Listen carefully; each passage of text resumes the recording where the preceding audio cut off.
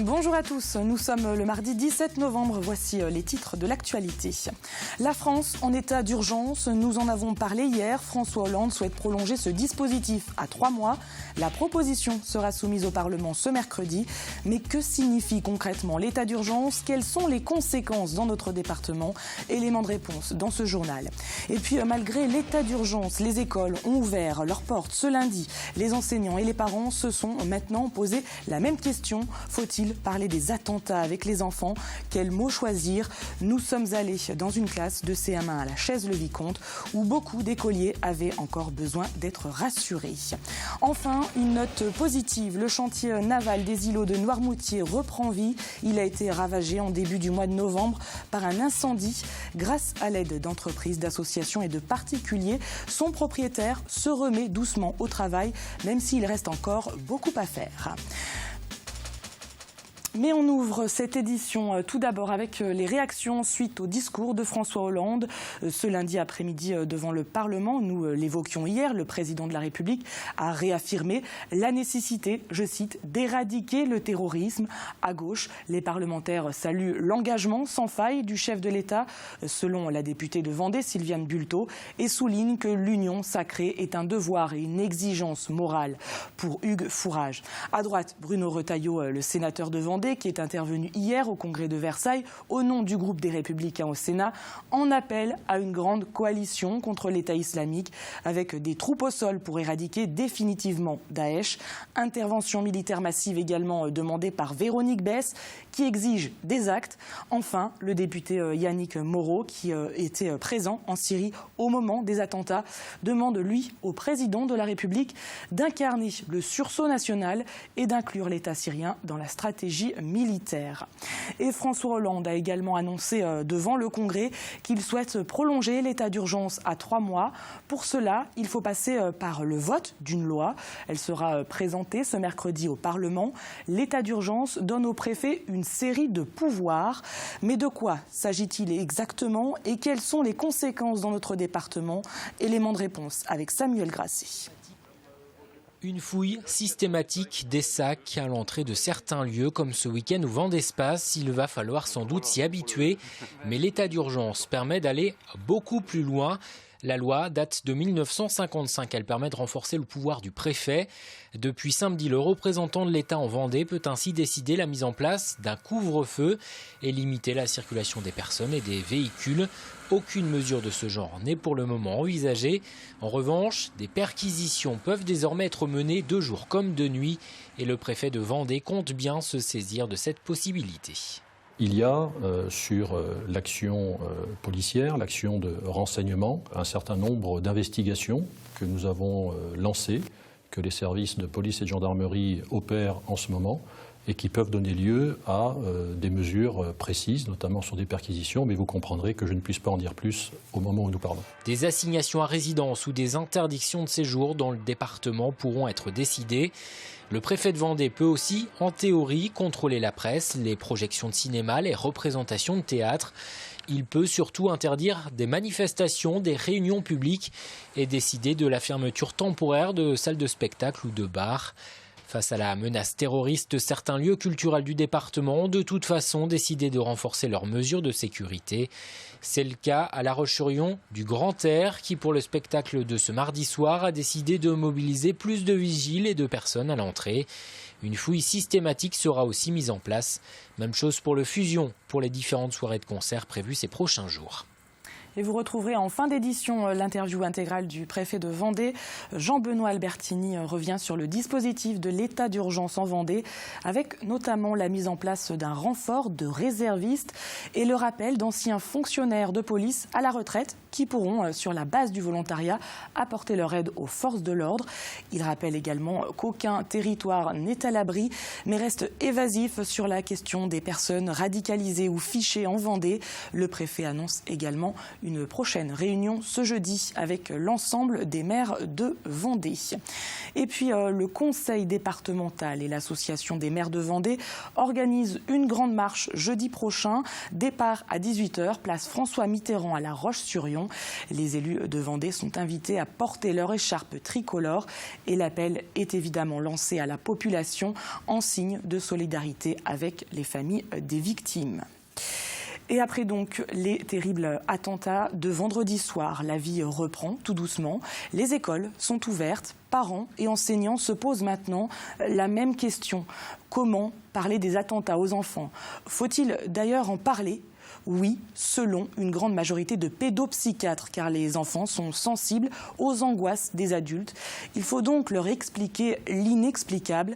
Le ministère de l'Enseignement a d'ailleurs donné des directives à toutes les écoles pour inciter les enseignants à dialoguer dès ce lundi. À l'école primaire Saint-Joseph de la Chaise-le-Vicomte, les instituteurs ont donc dû trouver les mots justes. Beaucoup d'enfants avaient besoin d'être rassurés. Reportage dans une classe de CM1, Alix Lanos. Pour ces élèves de CM1, les attentats de vendredi ne sont évidemment pas passés inaperçus et beaucoup ont exprimé le besoin d'en parler dès lundi matin à l'école. Alors ici, chaque professeur a pris le temps nécessaire pour répondre aux questions et aux angoisses des enfants. Vu que c'est passé à la télé, je voulais pas avoir les images, mais je voulais juste comprendre pourquoi ils faisaient ça. Ça fait un peu peur quand même. J'espère que les gens qui tuent les personnes qui reviennent plus et puis comme ça on peut encore vivre notre vie. Je me suis dit que si un jour ils venaient ici à la Chaise-le-Vicomte, je me demande qu'est-ce qu'on pourrait faire pour y échapper. Est-ce que ça t'a rassuré d'en parler à l'école? Oui, parce que le maître il nous a dit que dans l'école il pouvait rien nous arriver. Trouver les mots pour rassurer, pour tenter d'expliquer l'inexplicable. Pour aider les enseignants, l'inspection académique a envoyé des documents sur lesquels s'appuyer pour parler aux élèves. Certains avaient pu beaucoup échanger avec les parents, d'autres très peu. On a essayé de s'adapter au mieux. On a beaucoup parlé aussi de la liberté, que c'était ça qui... les terroristes sont venus attaquer notre liberté et qu'au nom de ça, il ne fallait pas avoir peur, quoi. Pour les enfants, pas toujours évident d'exprimer ses peurs et ses angoisses. Pour ce pédiatre, il est primordial de replacer les choses dans le temps et l'espace. Ça s'est passé la semaine dernière et c'est pas parce qu'on voit encore les images que ça continue. C'est arrêté. De même qu'il faut reciter les protections qu'a l'enfant, c'est-à-dire ses parents, c'est-à-dire la police, c'est-à-dire les pompiers, et c'est-à-dire, et ça je crois qu'il faut leur montrer, toutes ces manifestations de solidarité qui sont faites pour nous rassurer, mais qui sont faites aussi pour montrer qu'on remue, quoi. Passer du temps avec ses enfants, leur parler et répondre à leurs questions, la seule façon de les rassurer et de les voir comme ici, reprendre le cours de leur vie. Et Michel Juchereau, que vous venez de voir dans ce reportage et qui accompagne régulièrement Adèle Fugère dans la grande émission, reviendra sur le sujet ce mercredi. Et toujours en raison des attentats, la date limite pour payer ses impôts locaux a été repoussée. Initialement prévue ce lundi, le délai est rallongé d'une semaine, soit jusqu'au lundi 23 novembre. En bref, également, un homme de 58 ans est décédé ce lundi matin dans un accident de la route à Mareuil-sur-Lay. L'homme roulait à vélo sur une route départementale en direction de La Roche-sur-Yon. Il a été fauché par une camionnette qui le dépassait. Parlons maintenant de solidarité. Le chantier naval des îlots de Noirmoutier est en train de renaître de ses cendres grâce au soutien et à l'aide d'entreprises, de particuliers et d'associations. Le chantier des îlots, c'est ce chantier de bateaux qui s'attache à faire revivre le patrimoine de l'île. Il a été ravagé par les flammes en début du mois de novembre. Depuis, Frédéric Mingré, le dirigeant, retrouve espoir car la solidarité s'est organisée autour de lui, même s'il reste encore beaucoup à faire. Reportage Pierre Dalicieux.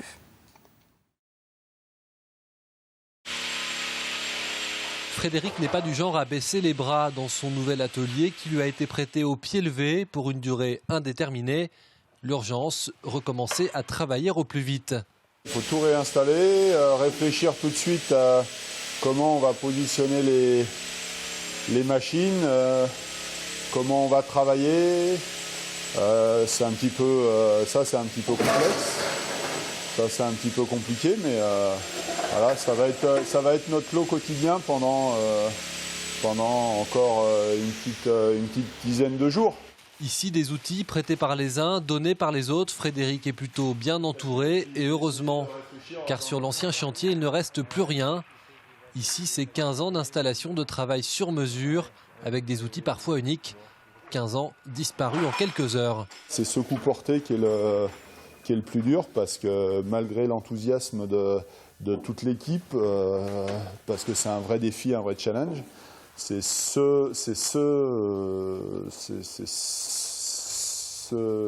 cet aspect-là qui est vraiment le plus dur à réaliser aujourd'hui.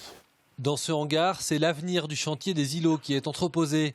Plus de 60 bateaux à entretenir. Certains clients ont même par solidarité lancé pour les prochains mois des restaurations normalement prévues dans 3 ou 4 ans. Pour nous, ça c'est notre réservoir de travail. On a de la matière ici pour continuer à exercer notre métier. Heureusement. Ça, c'est pas parti dans l'incendie. Donc voilà, à nous maintenant de continuer à bosser pour préparer ces choses-là pour l'été prochain. Les salariés, tous passionnés par leur métier, ont déjà repris le travail. Ici, le futur mât du Martrojet, bateau mythique de Noirmoutier, est en préparation. Une campagne de financement participatif sera ouverte dès demain en ligne pour apporter un soutien financier au chantier des îlots. Et la solidarité entre chefs d'entreprise sur le territoire vendéen, c'est peut-être aussi ce qui sera mis en avant au Salon des entrepreneurs à Nantes. Il aura lieu à la fin du mois et il réunit des créateurs et dirigeants d'entreprises du Grand Ouest. Une aubaine pour attirer justement de futurs entrepreneurs en Vendée. Et pour être plus efficace, Vendée Expansion et 13 collectivités territoriales se regroupent pour la 2e année consécutive, tous sur le même stand. Car attirer ces porteurs de projets est une nécessité selon Wilfried Montassier, président de Vendée Expansion. Nous sommes un territoire parmi les 3 départements de France qui va attirer le plus de nouveaux Vendéens. C'est environ 7000 Vendéens de plus par an. Eh bien, il faut à la fois savoir les accueillir, les intégrer, les loger, mais aussi leur donner du travail. Et donc, il faut soutenir le développement économique de la Vendée pour pouvoir donner du travail à ces populations nouvelles qui vont venir en Vendée parce qu'il y a une qualité de vie, mais parce qu'il y a aussi un dynamisme économique. Et cela nous amène à parler d'un autre salon qui ouvre ce mercredi à La Roche-sur-Yon, Tech Élevage. Ce salon regroupe des étudiants et professionnels du monde agricole. De nouvelles innovations technologiques y sont présentées, car le visage de l'agriculture a bien changé. L'informatique et les robots occupent de plus en plus de place au sein des exploitations. Agriculture 2.0, reportage. Chaque jour, le travail de cet agriculteur commence sur un ordinateur. Dimitri charge des données satellites qu'il enregistre sur sa clé USB. Une fois stockées, direction le champ. Les données sont alors transférées dans le système électronique du tracteur qui va alors doser seul les besoins en eau ou en produits phytosanitaires. Dans cette zone-là du champ, il faut 40 litres d'eau. Donc le pulvérisateur va mettre 40 litres d'eau. 10 mètres plus loin, il faut 42 litres d'eau. Il va mettre 42 litres d'eau. Dimitri n'a donc plus grand chose à faire, jusqu'à même ne plus devoir conduire. Le tracteur se dirige tout seul sur cette même ligne et commence à faire son travail. Donc là on n'a plus à toucher au volant. C'est le tracteur qui se localise à l'intérieur de la parcelle. Un tracteur intelligent pour lequel Dimitri a déboursé 20 000 €. Dans cette autre ferme de Vendée, Benoît, lui aussi, a investi, cette fois-ci pour son bétail. Cette machine, par exemple, distribue automatiquement du lait pour les veaux ou encore ce robot de traite, un robot qui, en plus de prélever du lait, l'analyse automatiquement. Les robots de traite prélèvent un échantillon de lait directement à la traite quand l'ordinateur lui commande. Ensuite, cet échantillon est envoyé à un premier appareil qui prépare l'échantillon de lait et qui l'envoie au OER Navigator, qui est le laboratoire d'analyse, qui lui dépose une gouttelette de lait sur une bandelette et une caméra optique vient lire la réaction. Un véritable bijou de technologie, il n'en existe que 2 en Vendée. Il permet de détecter rapidement les maladies des vaches. Le métier d'agriculteur a donc bien changé et il faut s'adapter, y compris dans les lycées agricoles. Aujourd'hui, au lycée des Établières, une conférence sur la révolution numérique est animée par Hervé Pillot. Donc l'agriculture n'échappera pas à ce changement. Un défenseur convaincu de la technologie au service de l'agriculture. L'agriculture a sûrement vécu la plus grande de ces révolutions dans les 120 ou 130 ans qui viennent de se passer. Donc l'agriculture est prête à affronter ça ou à s'adapter ou en tout cas à vivre avec. On est bien loin de l'image de l'agriculteur d'autrefois. Aujourd'hui et encore plus demain, les exploitants prennent le virage technologique pour évoluer, mais aussi par nécessité. Nous arrivons maintenant au terme de cette édition. Vous retrouverez dans un instant la météo présentée par Armel Pavageau. Mais avant cela, comme je vous l'avais annoncé en début de journal, l'entretien dans son intégralité du préfet de Vendée, Jean-Benoît Albertini. Une entrevue enregistrée ce mardi matin dans les bureaux de la préfecture. Quant à moi, je vous retrouve demain pour une nouvelle édition. Bonjour Monsieur le Préfet. Bonjour. Dans quel état d'esprit, d'abord, vous trouvez-vous, vous, et plus généralement, dans quel état d'esprit se trouvent les services de l'État depuis vendredi soir? Les services de l'État sont au travail, comme je le suis avec mes collaborateurs, dans la gravité, dans la responsabilité et dans la continuité. Je crois que ce sont 3 notions qui sont attachées depuis toujours à la conception du service public en France et plus que jamais d'actualité pour l'ensemble des fonctionnaires et agents publics en Vendée comme ailleurs. Alors l'état d'urgence est prononcé. Concrètement, qu'est-ce que ça signifie dans le département? Dans le département comme sur l'ensemble du territoire, puisque nous sommes désormais sous un régime d'état d'urgence qui obéit aux mêmes règles en Île-de-France comme ailleurs. L'état d'urgence, c'est la possibilité, et non pas l'automaticité, d'un certain nombre de mesures très réactives, très rapides, pour prévenir ou pour traiter des situations qui intéressent directement la sécurité de nos concitoyens. C'est le principal avantage de l'état d'urgence que de permettre une action et une réaction rapide, notamment à travers les dispositifs de perquisition administrative ou d'assignation à résidence. Il y a aussi d'autres mesures, comme par exemple la possibilité d'instaurer un couvre-feu, de réglementer l'accès à certaines zones. Ce sont des mesures que l'on peut prendre en temps normal. Mais là encore, l'état d'urgence leur donne une portée et une réactivité accrue par rapport à ce que l'on peut faire en temps normal. Mais concrètement, en Vendée, aujourd'hui, le quotidien des Vendéens n'est pas bouleversé. On ne voit pas forcément la différence. Alors, le quotidien n'est pas bouleversé par des mesures exceptionnelles qui concernent, je dirais, la vie quotidienne de chacune et chacun. Nous n'avons pas instauré de couvre-feu, par exemple, obligeant nos concitoyens à regagner leur domicile à telle heure donnée. En revanche, il y a sur l'action policière, l'action de renseignement, des investigations, des réflexions qui vont donner lieu à des décisions qui peuvent intervenir rapidement. C'est-à-dire rapidement? C'est-à-dire, par exemple, sur un certain nombre d'investigations que nous avons lancées, que les services de police et de gendarmerie opèrent en ce moment et qui peuvent donner lieu à des mesures précises, notamment sur des perquisitions, mais vous comprendrez que je ne puisse pas en dire plus au moment où nous parlons. Bien sûr. Concrètement, est-ce qu'il y a des lieux, des zones sensibles dans le département de la Vendée? Des endroits plus délicats? Il n'y a pas de zone qui soit plus ciblée que d'autres. Nous sommes dans un département relativement homogène de ce point de vue, donc ça veut dire aussi qu'il n'y a aucun lieu qui soit exclu de notre surveillance et de l'action des services de renseignement. Alors, on a beaucoup parlé d'un état de guerre. On dit qu'on est dans un état de guerre aujourd'hui. Est-ce que nous devons changer nos habitudes? Alors, j'ai insisté sur le fait que nous sommes d'abord en deuil national jusqu'à ce soir minuit. Il y a un avant et un après, même si la douleur ne se compte pas sur un calendrier. Nous sommes tous saisis, nous sommes tous choqués, nous sommes tous solidaires, bien au-delà du deuil officiel. Mais le temps du deuil officiel est important.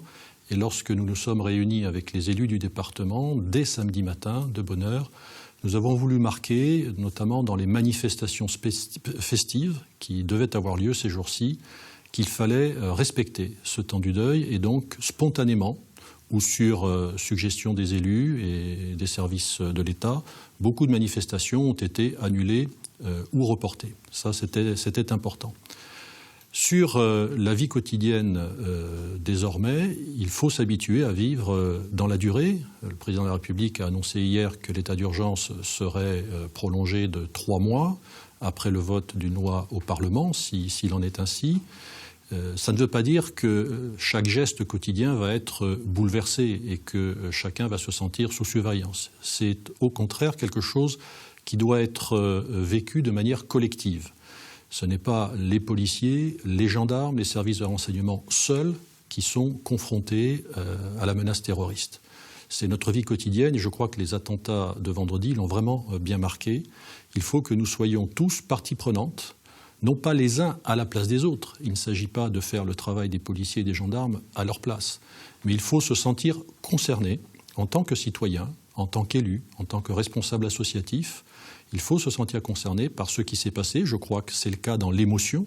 Il faut aussi se sentir concerné dans l'action et dans la collaboration.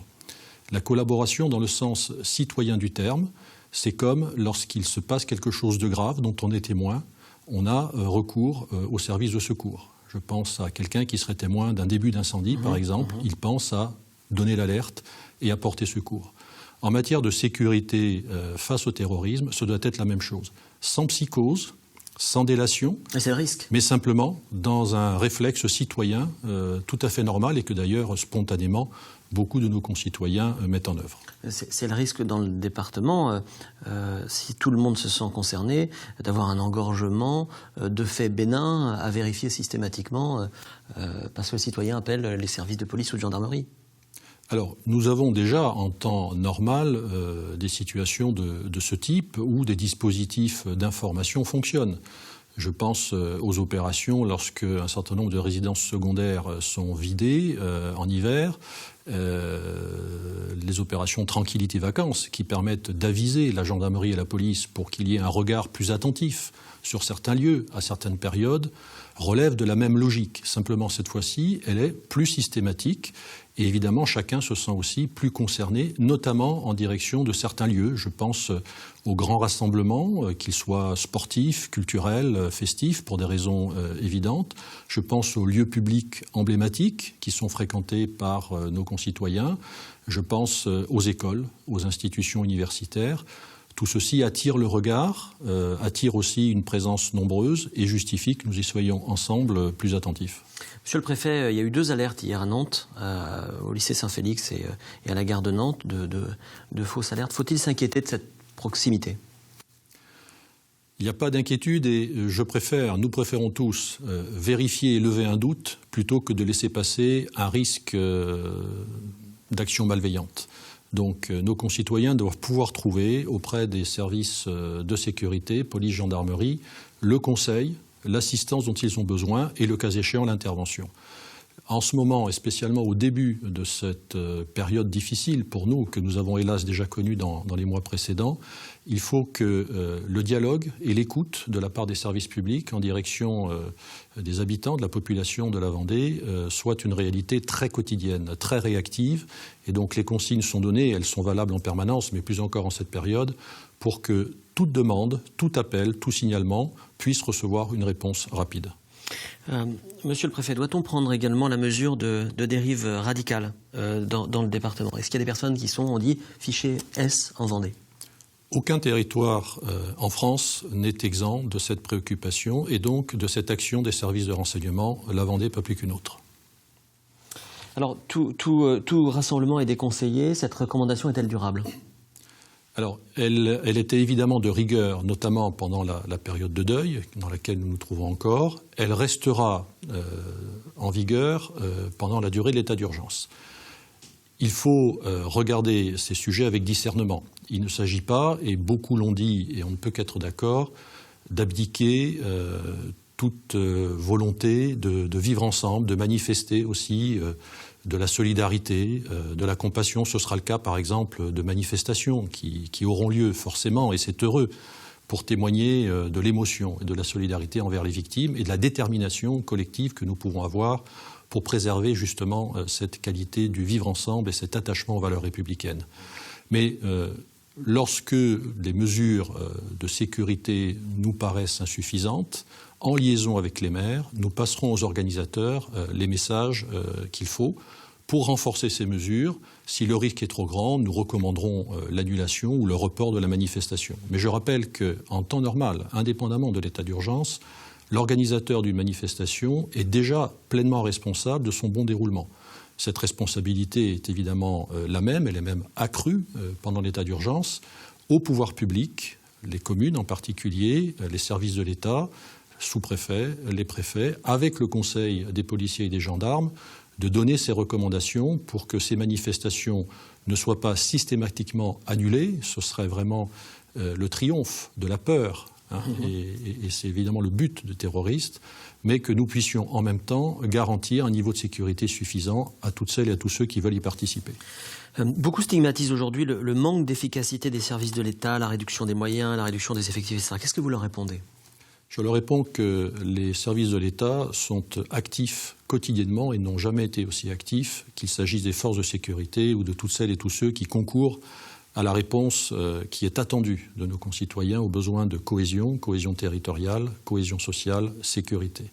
On le voit à la préfecture, on le voit dans les sous-préfectures, on le voit dans l'ensemble des services publics, bien au-delà des seuls services de l'État. Je pense aux collectivités territoriales avec lesquelles nous travaillons extrêmement activement. Évidemment, en période de crise, le réflexe est extrêmement fort dans notre pays, dans notre département, de se tourner vers l'État, vers les services publics, parce qu'il y a besoin de repères, il y a besoin de garanties, en particulier en matière de sécurité et de secours. Je crois pouvoir dire que la mobilisation est totale, aujourd'hui comme hier, que nous y sommes quotidiennement vigilants et que nous travaillons avec l'ensemble des élus de ce département, comme nous l'avons fait depuis la mise en œuvre de l'état d'urgence, pour que ce ne soit pas simplement une expression a priori, mais que ça puisse être vérifié tous les jours. Nous nous organisons pour qu'au-delà de cette période qui suit immédiatement les attentats à l'état d'urgence, nous puissions tenir dans la durée. Cela passe évidemment par des renforts. Des renforts que nous mettons en place, je pense aux réservistes, qui sont plus nombreux désormais dans notre département, et à des moyens supplémentaires, par exemple le rappel des fonctionnaires qui ont été récemment mis à la retraite, dans les services de police par exemple, et qui sont volontaires pour apporter leur aide à leurs collègues et qui sont évidemment en pleine possession de leurs moyens professionnels. Et il y en a beaucoup en Vendée ? Il y en aura très rapidement. Monsieur le préfet, alors on a beaucoup parlé d'unité nationale, vous venez de le dire, les parlementaires, vous les avez tous reçus samedi matin, tout le monde s'est retrouvé ici en préfecture, vous allez de nouveau les recevoir, et vous avez annoncé une action concertée, notamment avec les parlementaires. Quelle en est la teneur ? Alors, il y a beaucoup de demandes qui s'expriment de la part des élus, de la part des associations, pour manifester encore une fois la réaction, la mobilisation autour des valeurs de la République et l'attachement à ce qui fait notre vivre ensemble en France et en Vendée. Nous avons été prudents jusqu'ici, en liaison avec les élus, pour que ces manifestations ne soient pas désordonnées et qu'elles ne suscitent pas des risques supplémentaires, et aussi qu'elles ne mobilisent pas les forces de l'ordre qui, en faisant cela, ne seraient pas disponibles pour leur mission principale en ce moment, qui est la sécurité générale. En revanche, il est normal, et je crois que c'est très attendu par nos concitoyens, par les élus, qu'il y ait un moment, un temps fort, dans les prochains jours, de rassemblement autour de ces valeurs républicaines, autour de ce refus de la haine, autour de ce refus de la violence aveugle. Et nous sommes en train de voir dans quelles conditions nous allons pouvoir l'organiser. La minute de silence hier a été un grand moment de rassemblement, de dignité et d'émotion pendant le deuil national. Il lui faut un prolongement encore une fois démonstratif, comme ça a été le cas au mois de janvier ici à La Roche. Tout le monde a cela en souvenir, et dans beaucoup d'autres villes du département, ce temps viendra rapidement. Une dernière question, vous partez aujourd'hui à Paris avec l'ensemble des préfets. Quelle va être la teneur de la rencontre de ce jour ? Ce sont des réunions périodiques de l'ensemble des préfets que nous avons plusieurs fois par an autour du ministre de l'Intérieur, de différents ministres, parfois du Premier ministre. Il est évident qu'une réunion quelques jours après les attentats du 13 novembre a beaucoup de signification pour montrer la cohésion de l'action publique, l'impulsion gouvernementale pour donner suite aux événements et surtout le fait que dans chaque territoire, on est en situation d'identifier les risques, de prévenir la survenance d'événements graves, comme nous le faisons aujourd'hui en Vendée, et d'actualiser en permanence les consignes que nous recevons et celles que nous pouvons répercuter à nos correspondants locaux. Donc c'est une réunion importante dans le symbole d'avoir l'ensemble de l'appareil d'État réuni autour du gouvernement. On voit aujourd'hui la nécessité de disposer d'une évaluation et d'une adaptation rapide de l'action publique, en lien, comme nous le faisons ici, avec les autorités judiciaires, mais avec un grand souci de réactivité et de concertation. Nous l'avons fait dès le lendemain des attentats du 13 novembre. Nous le ferons encore cette semaine en réunissant l'ensemble des maires jeudi à la Maison des communes, en lien avec la présidente de l'Association des maires et des présidents d'intercommunalité de la Vendée. Et je le ferai encore vendredi matin en réunissant les élus parlementaires, le président du conseil départemental et le maire de La Roche-sur-Yon. Donc cette mobilisation, elle est permanente. Elle se passe évidemment pour beaucoup à Paris, où l'impulsion gouvernementale et la coordination des services se mettent en place et s'activent quotidiennement. Mais elle a son relais normal, naturel, et nos concitoyens doivent pouvoir le constater et en être assurés, ici, entre l'ensemble de la chaîne des pouvoirs publics et des services publics de l'État et des collectivités dans le département. Je vous remercie, Monsieur le Préfet.